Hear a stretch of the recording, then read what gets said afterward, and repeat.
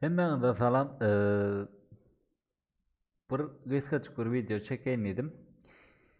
Video maksadım şul bayramı tanıyan bilen yok. Pirana Official sayfası var Instagram'da. Kişiler bir konkurs geçiriye. İki adama Royal Pass.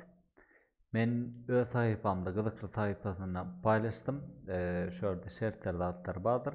Anlatacak YouTube kanalına abone olan, koşulayan, like basayan ve komentara tesirlerine öz idiniz ve Instagram'ını yazınız. Konkursumuz neçe?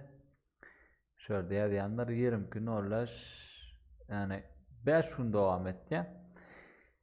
Onun efirde öğden emette kim kazanan oldu. Onun sayla. Şunu yani mesela konkursçumu men nemettim. Kızık sayfasına koydum. İstediğiniz görüp bilirsiniz. Şuradan pirana basyanız. Şurada YouTube kanalının sırkası vardır. Onun üstüne basın.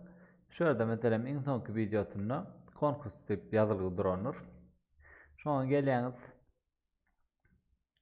kanalına abone olacağınız, like atacağınız ve tesirlere şöyle yine berde yazan ama ilki iyidini de tamam Instagram'da adını ne orta şu an yazıyorsunuz. Konkursun şartları şunu yazacak ansat ve Royal Pass dedim şansınızı bağlap görün. Diyeceklerim şu gali